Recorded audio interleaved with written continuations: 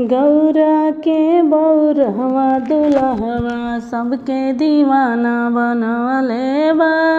गौरा के बौरहवा दुल्हवा सबके दीवाना बनवले बा।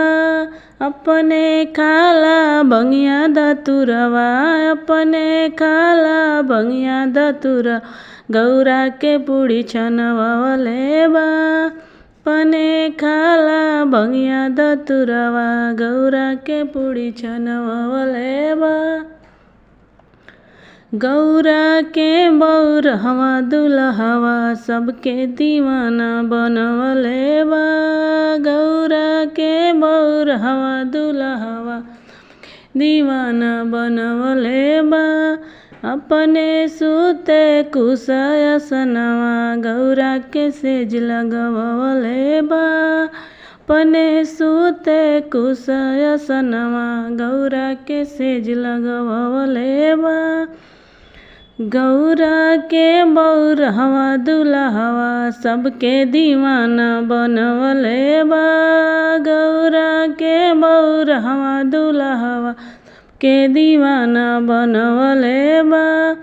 अपने चढ़े बसा बैलवा, अपने चढ़े बसा बैलवा गौरा के गाड़ी मंगवले बा।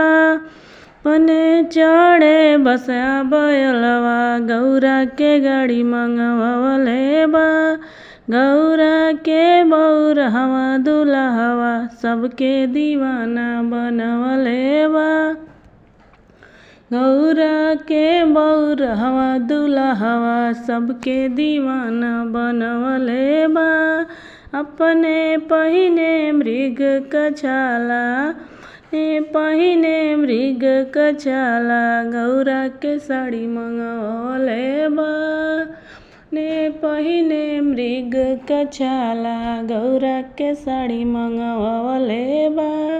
गौरा के बौरहवा दुल्हवा सबके दीवाना बनवले बा। गौरा के बौरहवा दुल्हवा सबके दीवाना बनवले बा। अपने पहिने सरफु कमाला, अपने पहिने सरफु कमाला गौरा के हार बनवले बा। पहिने सरफु कमाला गौरा के हार बनवले बा। गौरा के बौरहवा दुल्हवा सबके दीवाना बनवले बा। गौरा के बौरहवा दुल्हवा सबके दीवाना बनवले बा।